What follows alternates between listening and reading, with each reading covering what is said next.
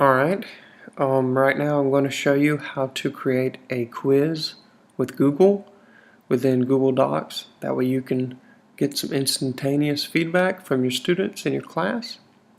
And after that, I'm going to show you how you can have it translated into different languages. That way if you have newcomers in your class, you can actually have them still participate and take the quizzes. Okay, once you log into Google, and of course to do this you are going to need a Google account. You click on this little grid and it's going to go to Drive. Okay, that's what you need to click on. Drive is where you're going to store, Word documents and whatnot, but this is also how we make a form for a quiz. So I'm going to click on Drive, and then that's going to bring up my menu. These are all files that I've already made. If you have not made any files, it will not look like this. Okay, so don't worry about that. Over here, I'm going to click Create. When I click Create, I'm going to click on Form, okay, because that's the quiz I want to make.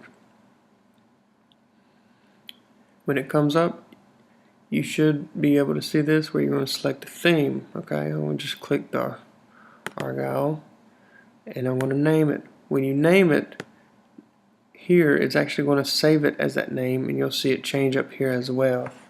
So I'm just going to put SATP questions, okay, because I've taken some SATP questions off of the MDE website for this. So if you notice, it says SATP questions here and SATP questions there. Okay, this is the file name, and this is the header for the form I'm making. You can actually change this. For form description, I'm just going to put four questions to help you practice for your SATP. Okay, granted, it's a dying breed, but this is just for the example. For the question title, over here, I've already got the questions, okay? That way I can just cut and paste. And this is ideal, okay? You can use the old test you've already made, and then you just copy it and paste it in, okay? For those of you who don't know what I just did, if you hold down Command and Tab, you can flip between different screens. That way if you're playing solitaire or something and your boss walks up, you can flip it over real quick. Hopefully you wouldn't do that, but oh well. Alright, next part, I want to paste in my different choices. So there's option 1, there's option 2, and for those of you who don't know what I'm doing now, when I click it I just hit Command C to copy it, and then I paste it by hitting Command V. Okay, these are just some shortcuts, but if you notice here, that's not cool. It didn't get rid of option 4. Let's see if it did that here. Yeah, so make sure when you go through here that it didn't do something crazy like leave option 2 and 3 and 1 in there. Alright, so see, I've made my question. Okay, help text, well, that's going to be your biology. Okay, done. Now here's my question, but once again, as I said in the meeting, make sure you ask what their name is. So I'm going to say text, what is your name? That way we get to save it. I want to move it on up to the top, and you can click anywhere on these things and move them about. So I want to add another, and this won't take very long since I have it already in here. Which of the following binomials is not prime?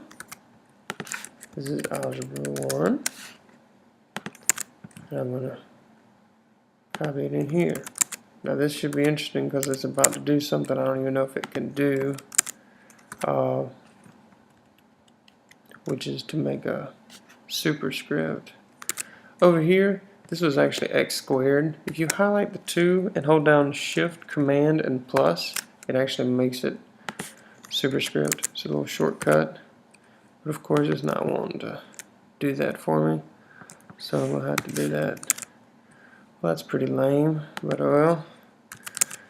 I'm going to paste that in and make that a little thing like that. That's not ideal, but that'll work. So there's, and see how it's making the questions in here? I'm going to add add another item. Since I made this one multiple choice, when I click add an item, it automatically will make the next one multiple choice. I'm going to highlight this, paste in the question, and paste in the answers. Oh no, that ain't good. Not very good with pasting these things in for some reason. I'm almost done. Thank you for bearing with me. You notice this is just how you make an easy quiz on here. I'll click done, and if you notice I already got 3 questions in. I have my biology, my algebra, and see how I forgot to put it in here? All you got to do is click it once, and then it gives you the option so you can edit it, okay? And that's US history, done. And then go to add item again, and it makes it automatically multiple choice. If I wanted to change this, of course, I can click that button and edit it. And this is one I got from the English one, so there's a lot to it for the question. Whoa, kind of zipped off of here. Those are the answers. So we'll go up here.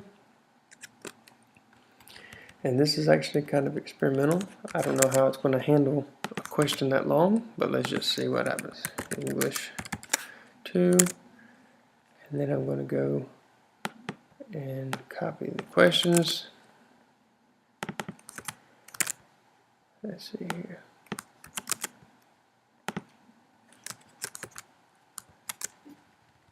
It really likes the options to stay in there for some reason. And I'm almost done. One more. And I'm done. And that's how you make a very easy quiz. I'm going to click done. If you want to preview it, I'm going to go click over here to view live form. Okay? You click there. It's going to open up a new window, and there it is. See? How awesome is that? Okay? So I have everything I need to in here for my 4 practice questions for the SATP. Going back here, if this is the first time you've set it up, this may look a little different. You may have a tab that says set file for accepting responses or something to that extent. If you click that and select the first one, it'll basically make it where every time a student answers it, it saves it in an Excel file, which is very helpful because you can sort your data. Okay. All right.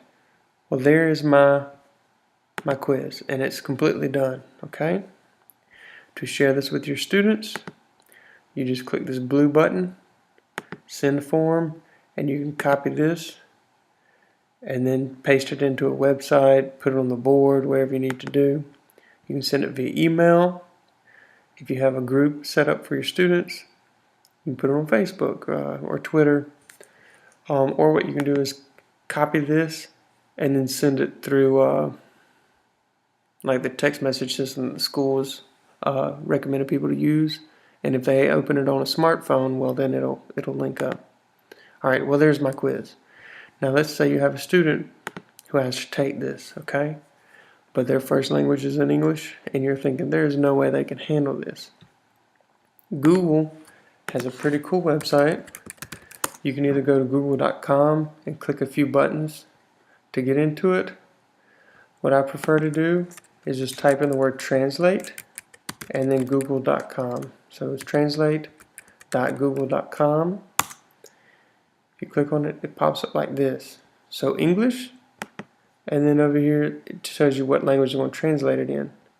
You don't have to copy and paste your whole document. All you need to do is to copy the URL where it is. So I'm going to copy that. I hit Command C. I'll go over here, and all I'm going to do is paste it in here. Okay? Now check this out. It just pops up over here, and you think, well, that didn't really do any good. Well, when you click on it now, it sits there for a while, and then there you go. It translated your quiz for the students. Okay? Now here's the deal. It's not going to be perfect. But it's better than nothing, okay? And once again, the way it sets up, see, it's embedded now in this website where they can click here and change the language. Okay, it's really helpful when you have quizzes that you need to throw at a kid that does not really know English very well. All right, and I hope that helps. If you have any questions, feel free to holler at me via email or just when you see me in the hall. Thanks.